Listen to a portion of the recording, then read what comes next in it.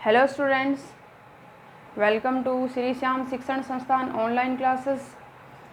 Students, आज mathematics के इस लेक्चर में हम स्टार्ट कर रहे हैं आइडियल का अपना theorem number 3.7। Previous lecture number 6 में हमने डिस्कशन किया था थ्योरम 3.6 पर।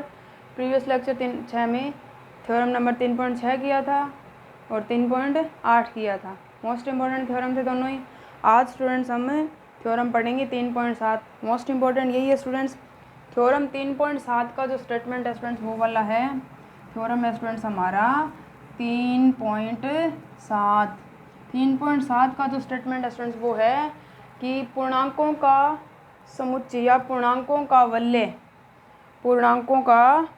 पूर्णांकों की रिंग जड प्लस और गुणा के लिए एक मुख्य गुणजावली रिंग। पूर्णांकों का वलय बोल सकते हो, रिंग बोल सकते हो। थ्योरम का स्टेटमेंट है पूर्णांकों का वलय, पूर्णांकों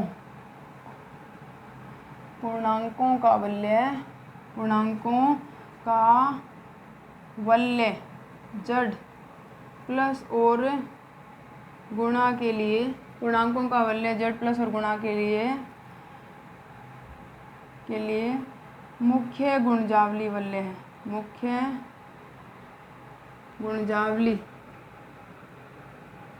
मुख्य गुणजावली वलय है। ठीक है स्टूडेंट्स, ये वाला थ्योरम का स्टेटमेंट छोटा सा स्टेटमेंट है परंतु समझने वाला है। ठीक है स्टूडेंट्स, कि पूर्णांकों का जो सेट होता है स्टूडेंट्स उसमें हमें पता है कि एलिमेंट कौन से होते हैं। जड में एलिमेंट होते हैं हमारे पास 0 +-1 +-2, ये वाले एलिमेंट होते हैं। इसमें धन पूर्णांक भी है, ऋण पूर्णांक भी है और 0 भी है, सारे एलिमेंट है स्टूडेंट्स इसमें। तो हम क्या मान लेंगे स्टूडेंट्स, यहाँ पे इसको हम मुख्य गुणजावली रिंग सिद्ध करने के लिए ये मानेंगे नहीं, पहले हम दिखाएंगे कि किस आधार पर इसमें एलिमेंट है। वहाँ पे हम ये शो करेंगे कि इसमें क्या सारे धन पूर्णांक एग्जिस्ट है। ठीक है स्टूडेंट, तो ये सिद्ध करने के लिए सबसे पहले मुख्य गुणजावली रिंग प्रूव करने के लिए हमें क्या दिखाना पड़ेगा स्टूडेंट, हमें वहाँ पे ये शो करना पड़ेगा कि इसकी प्रत्येक गुणजावली जो है वो क्या है, मुख्य गुणजावली है।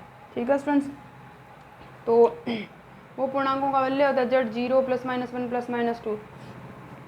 प्रूवमेंट देखिए स्टूडेंट्स इसका, क्योंकि जड को मुख्य गुणजावली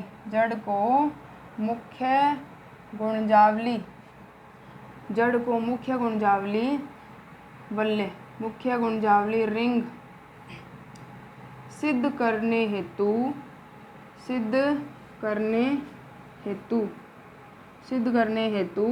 हमें दिखाना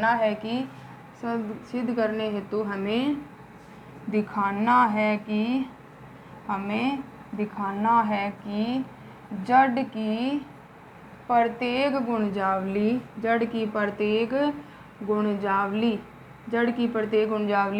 मुख्य गुणजावली, प्रत्येक गुणजावली क्या स्टूडेंट्स, मुख्य गुणजावली है। जड़ की प्रत्येक गुणजावली मुख्य गुणजावली है, ये सिद्ध करना है स्टूडेंट्स, हमें ये दिखाना है।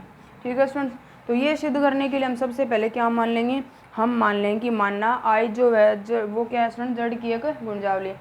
यहाँ पे हम ये मान लें कि मानना आई जो है वो जड़ की एक गुणजावली है। ठीक है स्टूडेंट्स, आई क्या है यदि आई जनरेटेड ऑफ ए, मान यहाँ पे मान लें कि मानना आई वो है जड़ की गुणजावली है, तथा साथ में ये मान लेंगे कि आई जो है वो जनरेटेड बाय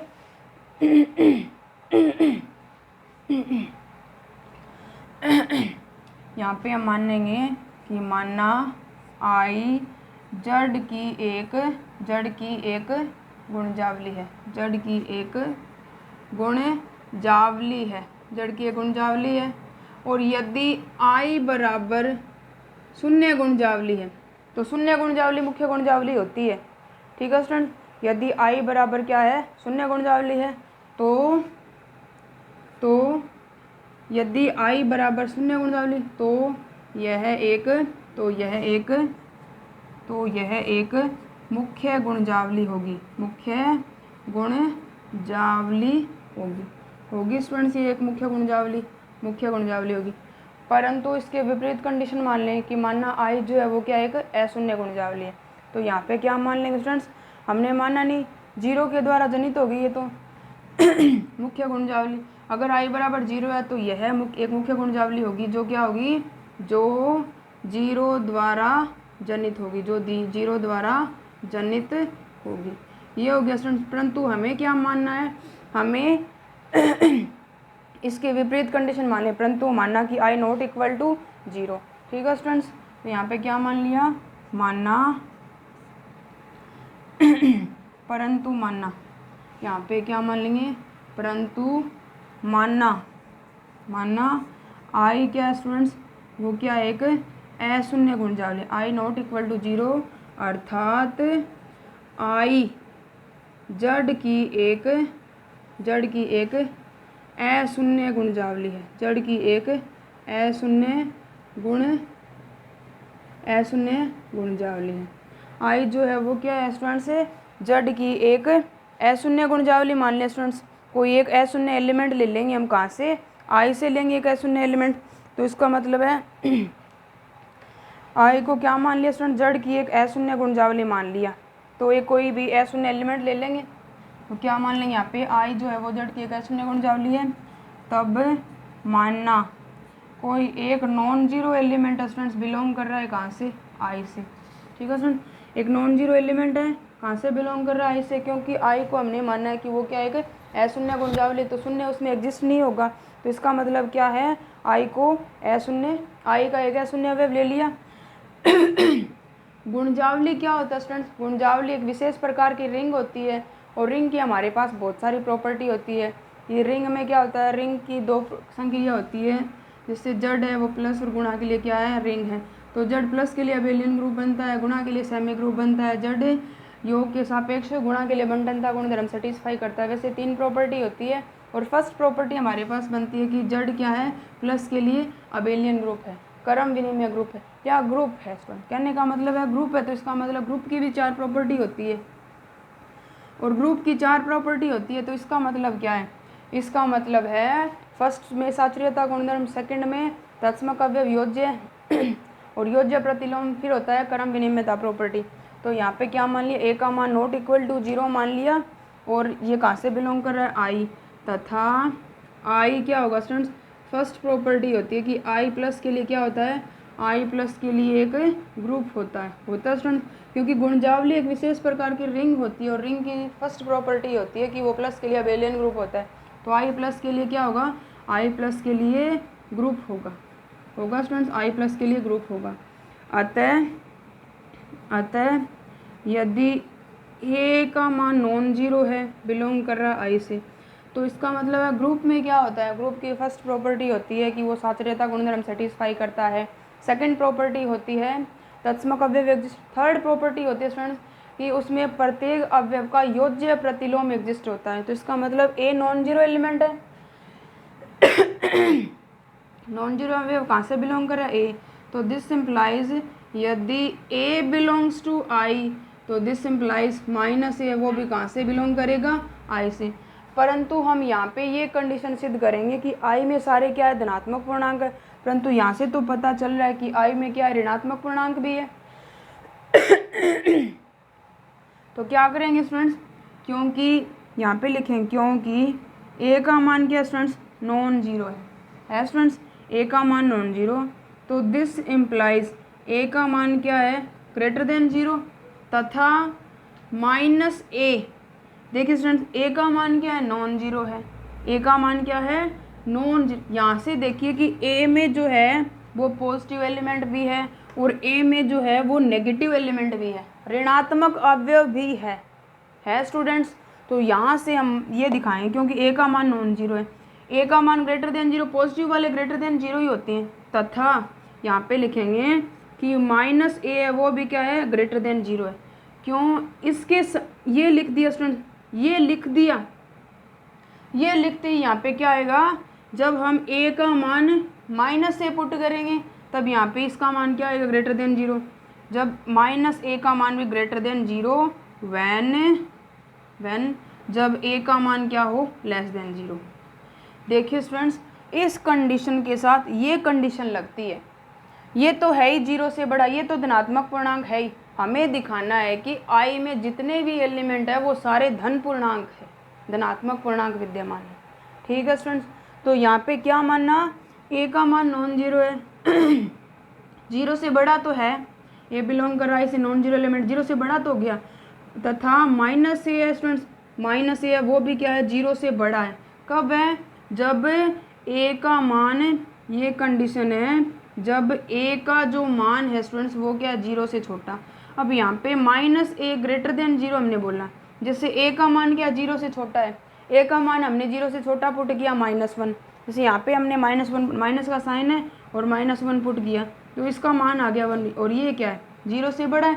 तो इस कंडीशन, अगर ये कंडीशन लिखेंगे तो इसके लगते ही ये कंडीशन आएगी, तब ये कंडीशन सत्य है स्टूडेंट्स। तो यहाँ से इस समीकरण से हम क्या बोलेंगे, इसको कोई इक्वेशन नाम दे देंगे समीकरण। तो समीकरण 1 से स्पष्ट है कि, समीकरण दिखाना है स्टूडेंट्स, ये समीकरण 1 से स्पष्ट है कि आई में सभी धन पूर्णांक एग्जिस्ट है, धन पूर्णांक विद्यमान है। ठीक है स्टूडेंट्स, धन पूर्णांक एग्जिस्ट है। ए जो है वो किसका, रिंग का अवयव है, रिंग हमने आई को मानना है कि वो क्या, एक अशून्य गुणजावली है, किसकी, जड़ की एक अशून्य गुणजावली है, इसका मान जीरो के बराबर नहीं है, और ए ग्रेटर देन जीरो तो है ही, जीरो से बड़ा तो हो ही सकता है, नॉन जीरो तो, अगर ए माइनस ए का मान भी क्या है, ए बिलोंग कर आई से, माइनस है वो भी आई में होगा, तो ए का मान ग्रेटर देन जीरो तो माइनस है वो भी ग्रेटर देन जीरो होगा जब ये कंडीशन है। ठीक है स्टूडेंट, तो आई में सभी क्या है, धन पूर्णांक विद्यमान है। हमें सिद्ध करना है कि आई क्या है, एक मुख्य गुणजावली है, जीरो द्वारा जनित हमने मानना नहीं, इसको अशून्य मानना है। तो इसको मानने के लिए क्या करेंगे फ्रेंड्स, हमारे पास छोटे से छोटा धन पूर्णांक होता है 1 हमारे पास, जीरो से स्टार्ट होते हैं एलिमेंट, सारे एलिमेंट स्टार्ट होते हैं हमारे पास 0 1 2, तो छोटे से छोटा धन पूर्णांक जीरो है नहीं इसमें, तो इसका मतलब आइडियल में जीरो है नहीं, तो छोटे से छोटा धन पूर्णांक क्या हो गया, 1 हो गया। तो यहाँ पे हमने मान लिया कि मानना आई जो है वो क्या स्टूडेंट्स, छोटे से छोटे धन पूर्णांक s द्वारा जनित है। हमने यहाँ पे ये मान लिया, इसके विपरीत कि गुणजावली आई जो है वो क्या स्टूडेंट्स, आई में सारे धन पूर्णांक एग्जिस्ट है, तब माना कि आई छोटे से छोटा धन पूर्णांक s है उसके द्वारा जनित है। मानना कि आई में छोटे से छोटा धन पूर्णांक क्या है, क्या मान लिया स्टूडेंट्स, मानना आई में छोटे से छोटा धन पूर्णांक,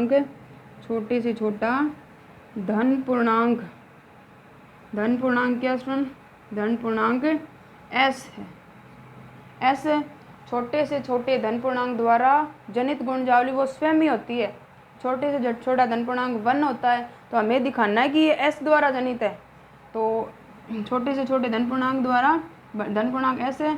देन हमें प्रूव करना है, देन प्रूव दैट आई बराबर जनरेटेड ऑफ s, ये दिखाना है स्टूडेंट्स हमें, क्योंकि हमें क्या प्रूव करना है कि जड़ को मुख्य गुणजावली प्रूव करना है, तब जड़ की प्रत्येक गुणजावली जो है वो क्या होनी चाहिए स्टूडेंट्स, वो मुख्य गुणजावली होनी चाहिए। और मुख्य गुणजावली कब होगी, जब वो या तो जीरो द्वारा जनित हो या फिर 1 द्वारा जनित हो। छोटे से छोटा धन, जीरो हमने मानना नहीं कि आई में जीरो है नहीं, सारे धन पूर्णांक एग्जिस्ट है, तो हम ये मान लें कि 1 के द्वारा जनित, 1 है छोटे से छोटा धन पूर्णांक, तो हमने माना कि s है इसमें छोटे से छोटा धन पूर्णांक, तो आई बराबर क्या है, जनरेटेड ऑफ s है, ये हमें सिद्ध करना है। और आई जो है वो जड़ की आइडियल है, तो इसका मतलब क्या है, s जो है वो क्या होगा, पूर्णांक तो है स्टूडेंट्स। अब क्या ले लेंगे हम, 2 पूर्णांक और ले लेंगे मानना कि n कहाँ से बिलोंग कर रहा है, हमने मान लिया स्टूडेंट्स यहाँ पे कि i जो है, s जो है वो i का छोटे से छोटा धन पूर्णांक, तब हमें ये कंडीशन सिद्ध करनी है। अब यहाँ पे हम और ले लेंगे पूर्णांक मानेंगे, मानना n बिलोंग्स टू i एक अन्य पूर्णांक इस प्रकार विद्यमान है कि n बिलोंग्स टू i के लिए n बिलोंग्स टू i के लिए दो अन्य पूर्णांक q तथा r बिलोंग्स टू i, इस पर 3 पूर्णांक हो लेने, एक तो s हो गया हमारे पास, दूसरा n भी पूर्णांक है और q और r है वो भी पूर्णांक है, तो मानना n बिलोंग्स टू i के लिए 2 अन्य पूर्णांक q तथा r इस प्रकार विद्यमान है कि विभाजन कलन विधि से, विभाजन कलन विधि से। विभाजन कलन मेथड कौन सा होता है स्टूडेंट्स? होता है भाज्य बराबर भाज्य गुणा भागफल प्लस शेषफल होता है स्टूडेंट्स ये। तो विभाजन कलन विधि से क्या हो जाएगा, n प्लस हम लिखेंगे n बराबर यहाँ से QS प्लस R लिख सकते हैं स्टूडेंट्स। विभाजन कलन मेथड लिख रहे हैं तो यहाँ से लिख लिया n बराबर QS प्लस R, जहाँ पे R का जो मान है वो 0 के बराबर भी हो सकता है, 0 से बड़ा भी हो सकता है, परंतु S से छोटा रहेगा। ये कंडीशन है स्टूडेंट्स हमारे पास, S से क्या रहेगा, छोटा। ये विभाजन कलन मेथड है, क्योंकि भाज्य बराबर भाज्य गुणा भागफल प्लस शेषफल। और किसी भी विधि में शेषफल जो है वो क्या आता है स्टूडेंट्स, वो शेषफल या तो 0 के बराबर आएगा या 0 से बड़ा आएगा, ठीक है, परंतु भागफल से क्या आएगा, छोटा आएगा। भाज्य गुणा भागफल ये होता है भाज्य बराबर भाजक गुणा भागफल प्लस शेषफल। शेषफल स्टूडेंट्स तो ये वाला हो गया हमारे पास Q गुणा S और प्लस R और N बराबर, ठीक है स्टूडेंट्स। और शेषफल का जो मान है वो क्या होगा स्टूडेंट, भाज्य गुणा भागफल से क्या होगा, छोटा होगा। S से हमेशा ही छोटा होगा, परंतु 0 के बराबर या 0 से बड़ा हो सकता है, परंतु S से छोटा रहेगा, ठीक है स्टूडेंट्स। ये कंडीशन होती है हमारे पास। तो I इज़ क्या है, एन आइडियल ऑफ R है स्टूडेंट्स। N है वो भी किसका एलिमेंट है, N बिलोंग कर रहा है कहाँ से, N कहाँ से बिलोंग कर रहा है स्टूडेंट्स, N भी बिलोंग कर रहा है कहाँ से, I से। और हमने मानना है कि S है वो भी कहाँ से बिलोंग कर रहा है, S बिलोंग कर रहा है यहाँ पे, S है वो भी I का एलिमेंट है, और Q है वो भी किसका एलिमेंट है, वो भी I का एलिमेंट है स्टूडेंट्स। क्योंकि यहाँ पे क्या मानेंगे स्टूडेंट्स, ये मान लिया हमने, और इसके लिए ये वाली कंडीशन होती है हमारे पास। अब क्या है, क्योंकि N बिलोंग्स टू I है, तथा पहले तो लिखेंगे क्योंकि Q बिलोंग्स टू I तथा S बिलोंग्स टू भी क्या है, I है, कि Q क्या है स्टूडेंट्स, Q क्या है, जड़ का अवयव है। वैसे तो ये जड़ का एलिमेंट है स्टूडेंट्स, ये जड़ का अवयव, इसका मतलब क्या है, ये N और Q क्या, N और Q और R कहाँ से बिलोंग करेंगे, जड़ से। पूर्णांक है तो जड़ से बिलोंग करेंगे। Q बिलोंग कर रहा है कहाँ से, जड़ से, तथा S बिलोंग कर रहा है I से। एंड तो एक तो हो गया रिंग का एलिमेंट और एक हो गया आइडियल का अवयव, एक तो हो गया आइडियल का एलिमेंट और एक हो गया रिंग का एलिमेंट। तो दोनों का गुणा QS है वो कहाँ से बिलोंग करेगा, I से बिलोंग करेगा स्टूडेंट्स। क्यों, क्योंकि I is ideal of R, हमें तो प्रिंसिपल आइडियल सिद्ध करना है, क्योंकि I is an ideal of R है स्टूडेंट्स, आइडियल ऑफ Z है स्टूडेंट्स। फर्स्ट कंडीशन ही होती है ये, QS बिलोंग्स टू I। अब देखिए स्टूडेंट्स यहाँ से ये एलिमेंट किसका है, QS बिलोंग्स टू किसका, कहाँ से, I से, क्योंकि N बिलोंग्स टू I है तथा QS है वो भी कहाँ से बिलोंग कर रहा है, I से। पहला भी I का अवयव, दूसरा भी I का अवयव, और I is an ideal of Z। तो इसका मतलब इन दोनों का माइनस है वो भी कहाँ से बिलोंग करेगा, तो this implies N minus QS belongs to I। क्यों स्टूडेंट्स, क्योंकि I is an ideal of Z, और आइडियल की फर्स्ट प्रॉपर्टी होती है पहला भी I का है और दूसरा भी I का है, इसका मतलब उन दोनों का माइनस भी किसका अवयव होगा स्टूडेंट्स, I का अवयव होगा, ठीक है स्टूडेंट्स। अब देखिए ये इक्वेशन नंबर मान लिया हमने, इक्वेशन नंबर आ गया हमारे पास ये 2 नंबर, और ये मान लिया हमने 3 नंबर। समीकरण 2 को लिख सकते हैं, समीकरण 2 से विभाजन कलन मेथड लगाएं, फिर एक्सप्लेन करूँगी, एक बार देख लेते हैं इसको। N माइनस QS स्टूडेंट्स, तो N माइनस QS का जो मान है वो किसके बराबर है, समीकरण 2 से बराबर है स्टूडेंट्स R के। और ये वाला किसका अवयव है, जहाँ पे N minus QS belongs to I है स्टूडेंट्स, ये I का, इसका मतलब R भी किसका एलिमेंट होगा, R भी अवयव होगा, किसका अवयव होगा स्टूडेंट्स, R किसका एलिमेंट होगा हमारे पास, R एलिमेंट होगा हमारे पास I का। तो this implies R belongs to I, ठीक है स्टूडेंट्स। इसका मतलब है कि R कहाँ से बिलोंग कर गया स्टूडेंट्स, R बिलोंग कर गया I से, और S छोटे से छोटा धन पूर्णांक मानना था हमने, तो इसका मतलब यहाँ से कंडीशन है R बिलोंग कर रहा है कहाँ से, I से, क्योंकि 0 से बड़ा और 0 के बराबर है हमारा क्या स्टूडेंट्स, ये रही कंडीशन R, और छोटा है किससे, S से। एस छोटे से छोटा धन पूर्णांक कि उसके द्वारा तो जनित है, ये हमें दिखाना है। और एस का मान सिर्फ 1 ही हो सकता है, 1 के अलावा तो हो ही नहीं सकता। तो इसका मतलब यहाँ से आर का मान, ये कंडीशन है। तो जो कंडीशन हमारी इक्वेशन को सेटिस्फाई करेगी उसका मान क्या मान लेंगे हमें, उसका मान हम मान लेंगे, क्या मान लेंगे स्टूडेंट्स, आर का मान यहाँ से। तो दिस इम्प्लाइज आर बराबर आ जाएगा हमारे पास क्या है स्टूडेंट्स, आर बराबर 0। तो आर का मान 0 समीकरण, हमें आर का मान लेंगे समीकरण 2 में मान रख लेंगे आर बराबर 0। तो यहाँ से आ जाएगा हमारे पास एन बराबर क्यू एस, एन बराबर क्या आ गया, क्यू एस, ये आ गया हमारे पास एन बराबर क्यू एस। ठीक है स्टूडेंट्स। और एन क्या है, एन तो आई का एलिमेंट है, तो एन बराबर यहाँ से हमारे पास आ गया क्यू एस। और एस जो है, क्यू जो है वो किसका एलिमेंट है, क्यू जो है वो जेड का एलिमेंट है। तो एन बराबर क्यू एस है, क्यू जो है वो जेड का एलिमेंट है। तो इसका मतलब एन बराबर एक आइडियल के रूप का, क्योंकि ये एन बराबर क्यू एस है, तो इसका मतलब क्यू एस जो है वो किसका एलिमेंट है, क्यू एस है वो किसका अवयव हो गया स्टूडेंट, यहाँ पे क्यू एस है वो आई का एलिमेंट हो गया। तो एन बराबर क्यू एस, तो इसका मतलब आई बराबर क्यू एस हम लिख सकते हैं, लिख सकते हैं। इस समीकरण को हम ये लिख सकते हैं कि आई बराबर क्यू एस, और क्यू जो है वो रिंग का अवयव है, यहाँ से देखा है पूर्णांक है, और क्यू बिलोंग्स टू जेड। और जड क्या होता है स्टूडेंट, जड तत्सम और क्रम विनिमय होता है, क्योंकि जड में ये वाले एलिमेंट होते हैं सारे। तो जड में 1 है, 1 बिलोंग कर रहा है जड से, और संख्याएं क्रम विनिमयता गुणधर्म का पालन करती है। तो जड जो है वो क्या है स्टूडेंट्स, तत्सम और क्रम विनिमय वाले। तो थ्योरम 3.6 का जो स्टेटमेंट था हमारे पास वो वाला था कि यदि आर एक तत्सम और क्रम विनिमय वल्य हो तो इस दो एलिमेंट्स के मल्टीप्लिकेशन का रूप, मल्टीप्लिकेशन के रूप का सेट क्यू एस जो है वो, या वहाँ पे आर ए था, आर बिलोंग कर रहा था रिंग से, तो यहाँ पे क्यू एस है, क्यू बिलोंग कर रहा है कहाँ से, एस से। तो इसका मतलब ये जनरेटेड बाय क्या है, एस है।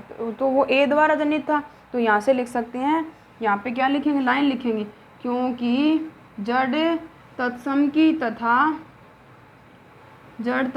तथा क्रम विनिमय वल्य है, तत्सम की तथा क्रम विनिमय वल्य है स्टूडेंट, जहाँ Q बिलोंग्स टू क्या स्टूडेंट्स, जड़ है।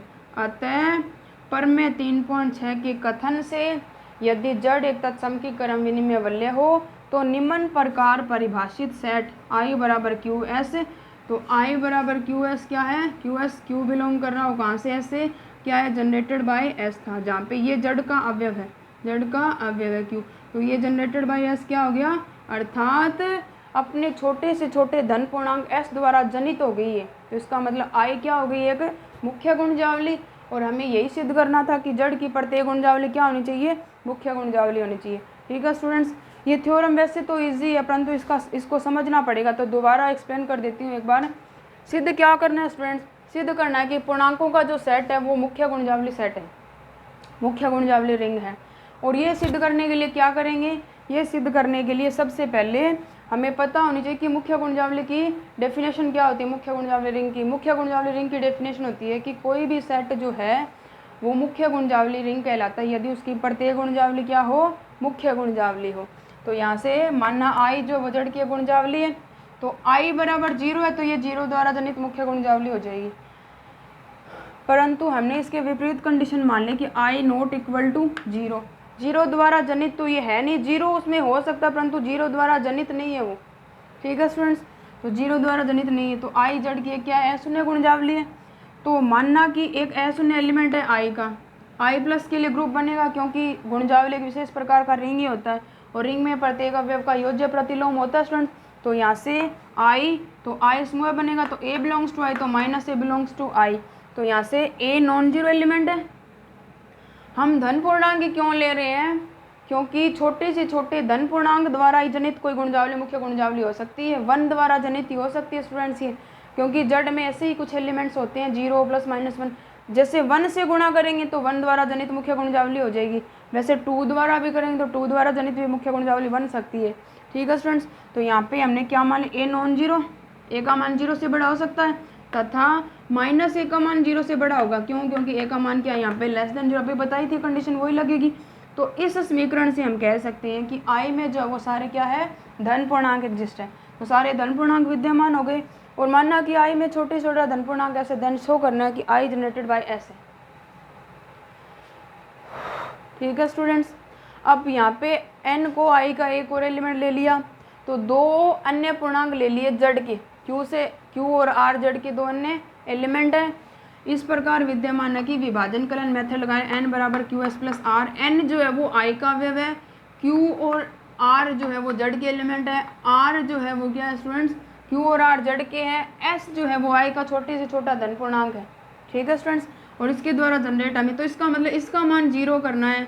अगर n बराबर क्यू एस हमारे पास आ जाए तो वो तत्सम की क्रम विनिमय वलय 3.6 के स्टेटमेंट के आधार पर हम कह सकते हैं कि ये वाला है।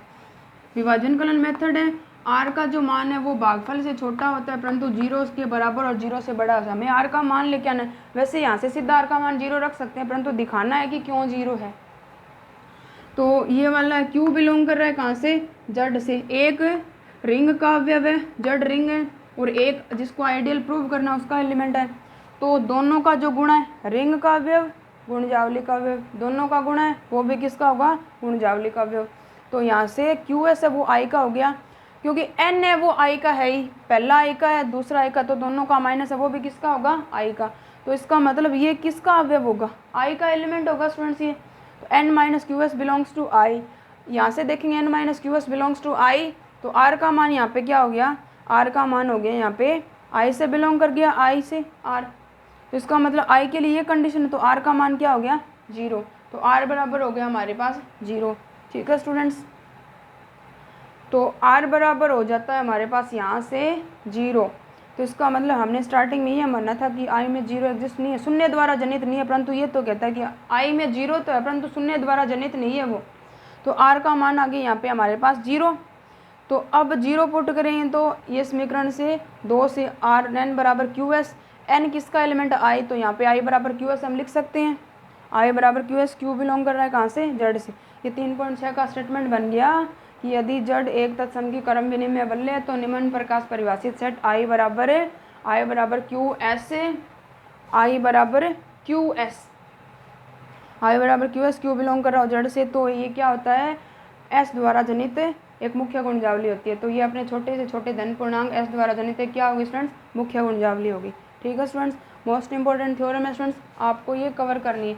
आगे हमारी जो डेफिनेशन है स्टूडेंट्स वो है अभाज्य गुणजावली की, अभाज्य गुणजावली या प्राइम आइडियल। अभाज्य गुणजावली की जो डेफिनेशन है स्टूडेंट्स वो क्या है, कुछ मिलती जुलती सी है हमारी विदाउट जीरो डिवाइजर पर।